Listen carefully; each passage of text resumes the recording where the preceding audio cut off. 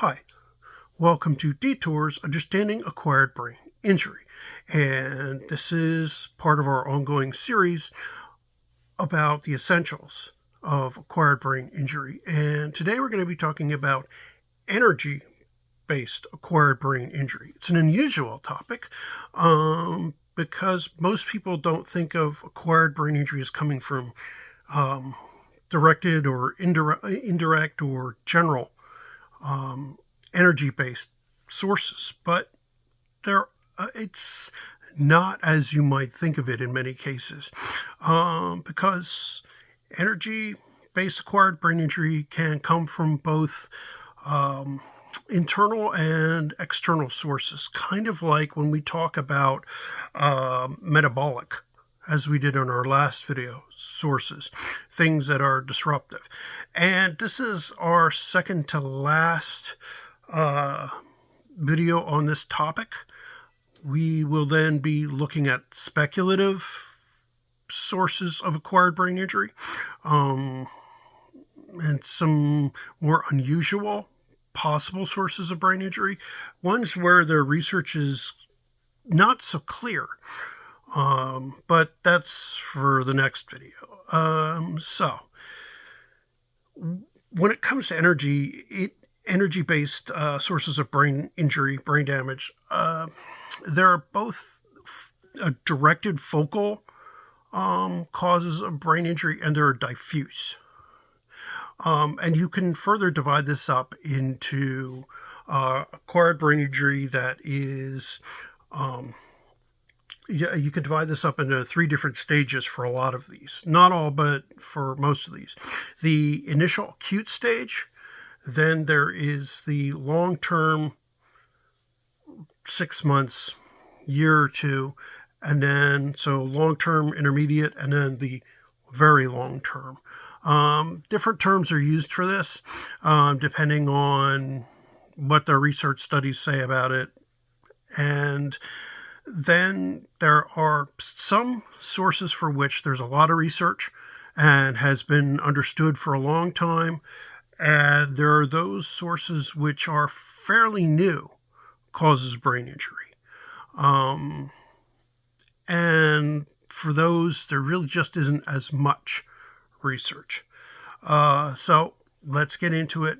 The first one I want to talk about is a source of brain injury which has been with us for a very long time, as long as humans have been around, and that is heat-based. Heat can be generated either internally through a patient being sick, running a very high fever, or externally through exertion or through being out in the hot sun. We're familiar with with heat stroke. We use the term hyperthermia, and so we'll use either extrinsic or intrinsic hyperthermia, and it's part of how a patient experiences, we'll call it often heat stroke, and it's how they experience severe brain injury through basically neurons. I won't use the term cook because that's just not true, but it does cause apoptosis in many cases where the proteins denature, and what this means is they crumble up. Proteins need to be within a certain temperature range. And if they're not within an appropriate temperature range, there's structural change. And with high heat, their structure changes and they will cease to function. And with hyperthermia, again, whether internal or external, whatever the source, neuronal proteins that make up the cytoskeleton, that make up their protein transporters, that make up their DNA, RNA, cease to function. And the cell self-destructs. The neuron self-destructs. So apoptosis, where then the cell self-destructs because temperatures are too high, is often a cause of brain injury in people who have hyperthermia, who have, regardless of cause, whether it comes from inside or outside. The temperature where this starts to happen is around 40 degrees Celsius, 104 degrees. Again, it doesn't matter whether it's due to a high fever from an infection, sepsis, or whether this is due to you being out over pushing yourself, whether you're training for a sport, whether you're doing a marathon, football, and this is why it is important to try and keep your temperature under control. Now, your brain has mechanisms to help you keep sweating. We are one of the few animals that can sweat. Sweating allows us to keep going and to sustain ourselves. But when you start to reach the point of heat stroke, that system controlled by the hypothalamus fails. And many patients who have true heat stroke are dry. They are not sweating anymore. And that's a warning sign. It also applies with high fevers. If you're not sweating, your hypothalamus, whose job it is to regulate, has failed. And there are other effects from this. But your proteins in your brain begin to denature and you experience apoptosis. So what are the kind of symptoms you see? Beyond simply apoptosis of cells, they start to have problems communicating with each other, and you can lose consciousness and seizures happen. Also, obviously, you'll have low sodium because as you not only were sweating previously, there are fluid imbalances throughout the body. And so, yeah. Some of the initial signs that something's wrong is you may start to have a problem with your memory, your short-term memory. You'll have slowed cognitive processing, so slowed reactions, slowed thinking. You start to have problems at paying attention with your focus. Your level of consciousness begins to decline. And as I said, you may have problems with higher academic skills. It may begin to affect your vision, your hearing. And you ultimately may pass out and have a seizure. So that's the short-term initial sign that there's a problem. And if it continues, if hyperthermia continues, you may end up in a very, very deep coma. Patients in medical studies of patients with hyperthermia, they find that they have very constricted pupils, automatisms like chewing, swallowing, lip smacking, delirium, lethargy, disorientation, hypertonia, so rigid constriction of various muscle groups, hands, things like that, or hypotonia in other cases. So that's the exact opposite. And seizures, of course. So that's the acute state. And a lot of these kind of patients they have this, as I said, the disturbed level of awareness, and that's a red flag too. You need to get them out of that environment. You need to begin to cool them, anything you can. Call 911. They need to be in a temperature-controlled environment. They need to be rehydrated, obviously, but that needs to be done through most likely intravenous means, especially if it's a heat stroke. Here's a thing about symptoms for heat stroke and some of the management for it. So what about, and by the way, there are certain street drugs as well as pharmaceuticals that can cause hyperthermia because they interfere with the functioning of the hypothalamus, which I mentioned helps regulate that. Then many patients will heal and will look better, but if it's going on long enough, they will start to have long-term deficits. Many survivors will have cerebellar problems. The cerebellum here controls coordination, balance, movement, smooth movement. So they'll have ataxia, discoordination syndromes, things like that. In fewer cases, some will have problems with executive deficits, short-term memory, thinking. Some will have paraplegia in some cases. It seems to have an affinity, mainly hyperthermia seems to affect the cerebellum. It seems to like that. But it can also affect gray matter, and so it looks this less often, but it also can affect higher cognitive functions long term. And of course, I can't leave this out. Many survivors of hyperthermia, they have like diffuse symptoms, and are left with seizures and other things. And the other half simply die of these samples that the researchers looked at in these studies. So just please keep that in mind. And so that's the nature of heat stroke. I do want to later do something just about heat stroke, but this is an overview for the kind of thing that you see with hyperthermia and some of the damage that it can do, because this is a significant source of energy-based brain injury. So heat, definitely a significant source and something to keep in mind and be paying attention to as a significant cause of long-term brain injury. And that's something that's been with us for a very long time. All right, next, another source of energy-based brain injury is electrical. And with even low energy electrical, like something you're working with at your house, can cause lasting effects. The research has shown that for low energy electrical, it looks almost like a concussion, like an MTBI, and can cause burns and things like that, of course. But the neurological deficits, short term, it can cause, obviously, loss of consciousness, and it can cause some confusion and disorientation, and it can cause problems with memory, problems with focus.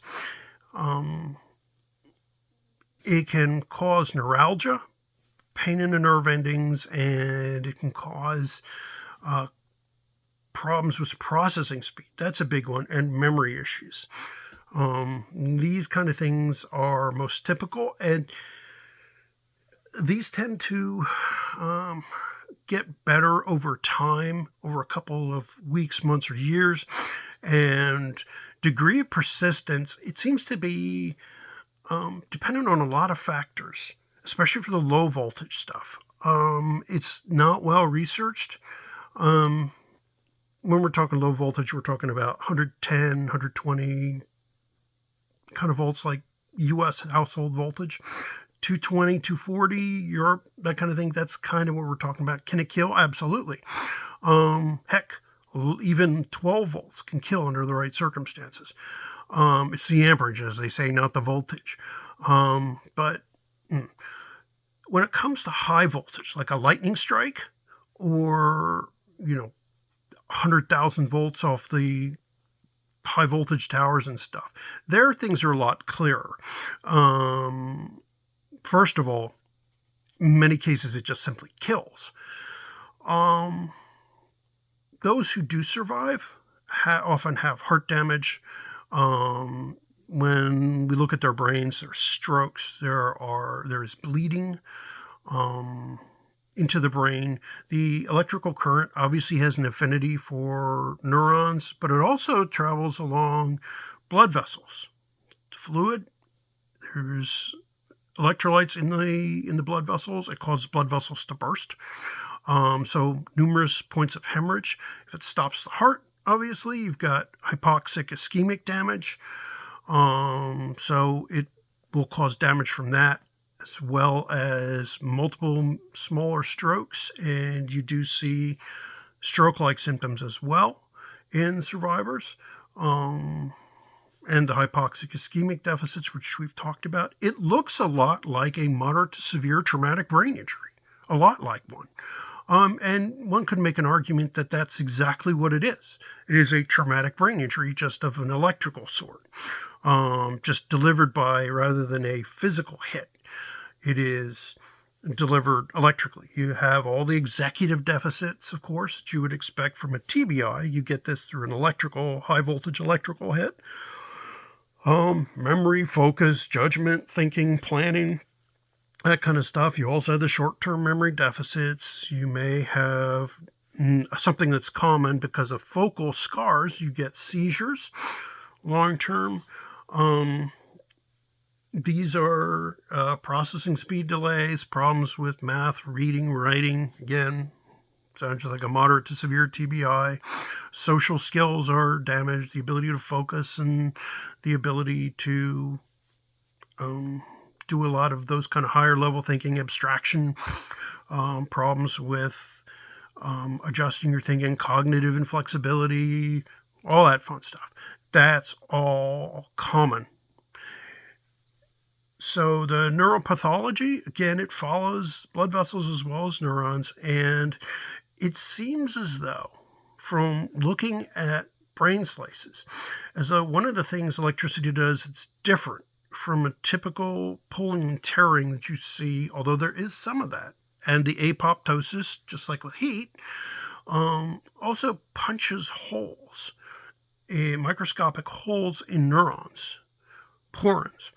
And these take a long time to heal. And it also causes excitotoxicity as well as, from induced discharge and the toxic effect of glutamate causing neurons to die. But it also punches these holes, which here.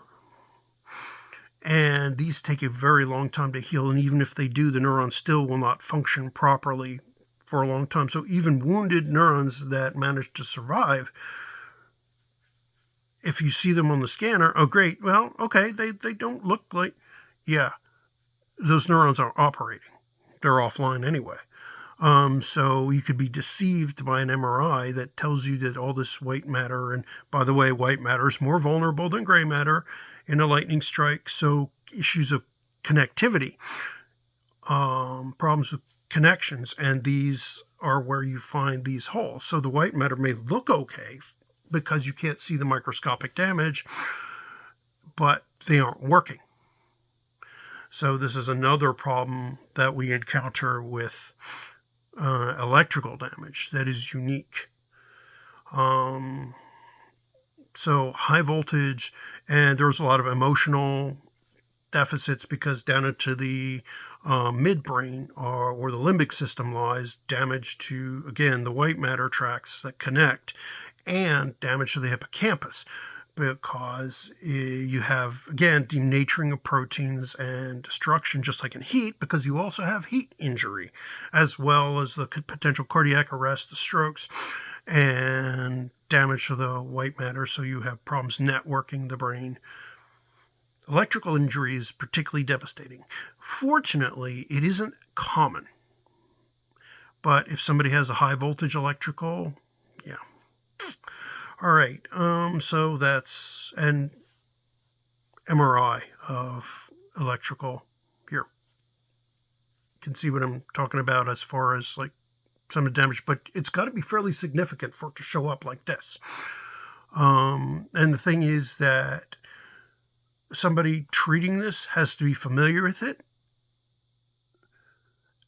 And so cases of this may be missed, or if the person's involved in litigation against an employer,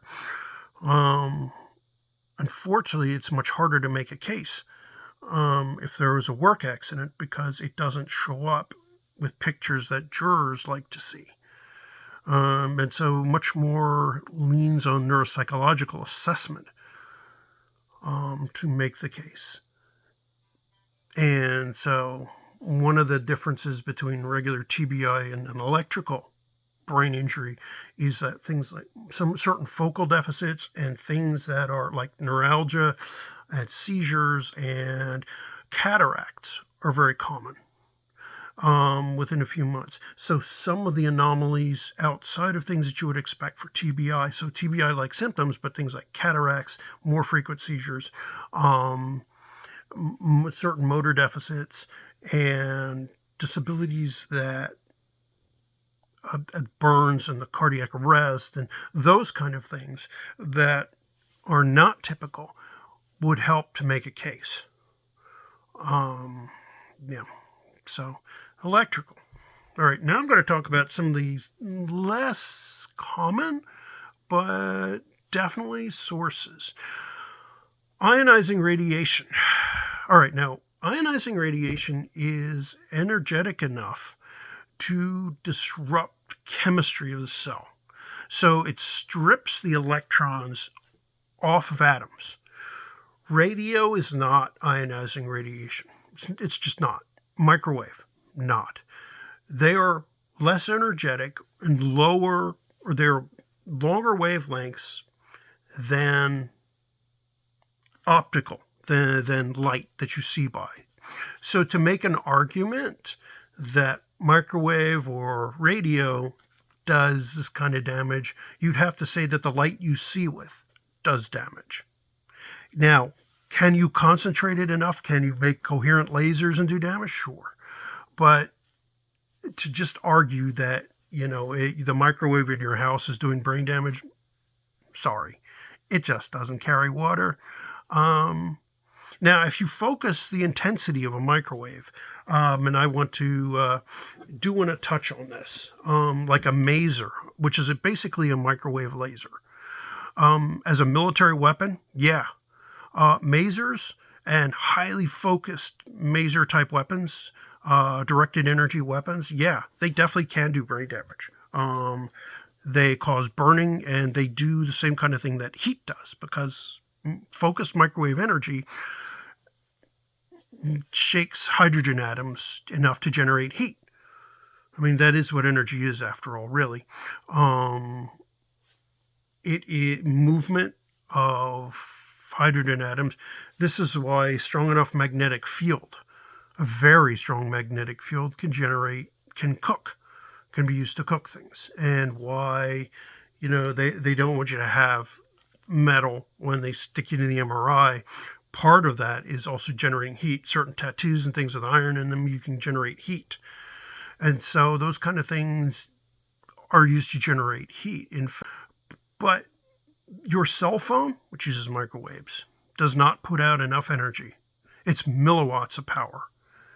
And microwave devices do not generate, small microwave devices in no way generate enough heat energy to do brain damage. The conspiracy theories may make you feel like you're in on something or you know something secret, but the truth is, no. 5G, 4G LTE, no. They're not coherent, they're not focused like they are for a maser, which is a microwave laser. So microwave weapon, yes, and that would be kind of speculative stuff for another video, but realistically, no. When it comes to ionizing radiation, ultraviolet, which is ultraviolet, X-rays, and gamma rays. Here. This is ionizing radiation. X-rays and gamma rays you usually only encounter in the medical world. The X-rays and the gamma rays. UV, it's highly unlikely you're going to get that onto your brain. There are UV lasers used in surgery. And so likely the only way you'll encounter a UV laser on your brain is if somebody's using that to do blood vessel surgery or something. It does an excellent job of cauterizing a UV laser for surgery. But UV light, it's why you get a sunburn, it's why you get skin cancer from being outside, does do direct tissue damage. And if your brain were shot with this, it can do focal damage. Direct UV light, because it creates free radicals. It creates free oxygen, which is very destructive because it only has 7 electrons. It is not a fully occupied outer orbital. And it could do direct damage to create dimers, do dimers in the DNA. So it basically welds together the DNA and leads to errors in genes, mutations. It also can strip other molecules inside of the cell, inside the neurons, and do other kinds of damage. So you're at risk for cancer, seizures. Here's a picture of brain tissue damaged by UV light. And you get focal effects, again, like motor deficits, problems with thinking, planning, all that kind of stuff, UV light.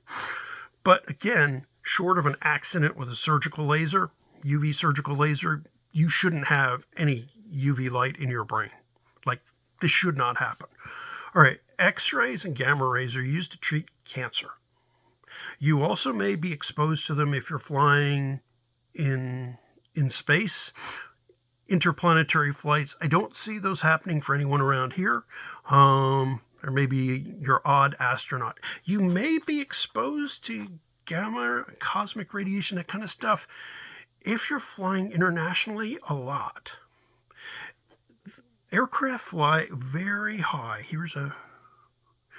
When they do international flights or over the poles, some flights over the poles, air crew particularly at risk for both X-rays, a little bit of gamma ray production in thunderstorms, high voltage, positive lightning strikes upward, generate antimatter. Weird, but true. So you get gamma ray emissions. So there are a few jobs, and if you work at a nuclear reactor or you're handling waste, a few jobs, and obviously medical. If you're working with like the cyber knife or gamma knife or some devices like that, if you're handling that kind of thing, you're handling waste or things. So there are a few occupations, or you're doing non-destructive testing of metals, or you're using X-ray welding, or some of the bizarre kind of like occupations. You may be exposed to ionizing radiation regularly, but in the military, obviously, you may, depending on if you're handling weapons or if you're transporting, or working on a nuclear sub or something. But again, they have a pretty good safety record, so really good safety record. But, well, there are other countries, too, where the safety record's a little more questionable. Or, some universities have a nuclear reactor or a spallation research or a cyclotron, linear accelerators, stuff like that. So, yeah, there are certain people who are more likely to be exposed to this. So, effects. Well, we just talked about how ionizing radiation does damage inside the cells because it changes the chemistry. Also, high-speed particles. When an atom is split by being hit by neutrons, well, first of all, neutrons themselves could do damage. They are considered ionizing. They're ionizing particles because of what they do. If they hit a heavy atom, we're talking more about fission here since we haven't mastered fusion, and the only fusion reaction you'd be getting close to is a hydrogen bomb. Let's hope we don't have any of those right now. And in the next couple of years, we may get fusion down. There are fusion experiments out there, so yeah, you may encounter neutrons in that kind of situation, but it's less likely. Anyway, so neutrons, fast or slow, depending on the circumstances, hitting the nucleus of an atom, breaking it apart, changing it, called nuclear transmutation, yielding up different atoms. They have different numbers of protons. Different numbers of protons mean a different element. The atomic number is different. We've discussed this before. And in the process, neutrons can be destructive to the atoms in your cells, which again can change the chemistry, can kill neurons outright. High-speed electrons and positrons. Positrons are antimatter. They are positively charged electrons. Most electrons you bump into out there, hey, how you doing, have a negative charge. An occasional one has a positive charge. Very rare, but if you bump into one, don't shake its hand. It'll annihilate with you, which means basically convert itself to 100% energy, E equals mc squared, and it will yield gamma rays. There are also high-speed, what are called alpha particles. These are just a helium nucleus without the electrons, but these are destructive as well inside the cell. So what kind of damage you see from X-rays, gamma rays, high-speed particles? Again, this cancer, big risk. For cancer, for brain cancer, yeah. Seizures, yeah. A lot like the burns and things like that. In kids, a drop in IQ, especially whole brain irradiation. We don't do that as much anymore, but in the old days we did. And in some cases you still have to do that. More focused radiation, proton beam treatment. Protons can be ionizing as well. But even if it's electrons, X-rays, gamma rays used for treatment, drop in intelligence, especially if it's kind of haphazard, frontal lobe injury. Again, looks a lot like traumatic brain injury, similar kinds of symptoms. You can get burns, of course, X-ray burns, gamma ray burns, of course, but you also can get that on the brain because X-rays and gamma rays, high frequency, very penetrating, same kind of effects. High-speed particles, alpha particles are not very penetrating, so they won't get through the skull like X-rays and gamma rays will. But there are some sources where to treat brain cancer, they will place a source on the cancer, and it can do damage and inflammation to surrounding tissues, so inflammatory factors as well, and secondary damage. High-speed electrons can, because most atoms are mostly empty space. High speed. So, there are the acute effects of radiation poisoning. Usually you don't start to see that until they're massive doses, and we don't deal with that unless there was a nuclear accident. They do happen sometimes. So again, you don't start to see that. The chronic effects look a lot like a TBI. We can talk more about this if you're interested, but, ionizing radiation. Most radiologists or nuclear medicine docs work with a radiation physicist, a medical physicist, to help try and mitigate these effects, and you should be a physicist if you're handling this outside or at least working with one. As far as flights, that takes a lot of flying in order to cause some of these kind of long-term cognitive symptoms, but it is possible in some cases. So it's smart to be aware of some of these effects. We can get more in depth if you're interested. But the two most common causes of energy-based acquired brain injury, hyperthermia, high voltage electricity, and some low voltage injuries. The rest of the stuff, not really that common, and so little research has been done. But the information is out there if you're interested, and we can talk more about it if you want to. But I wanted to mainly stress the two most common sources. So please click like, subscribe. Don't forget the bell icon. Comment below and let us know if you want us to do anything specific for this, or share stories if you know anyone who's had any of these.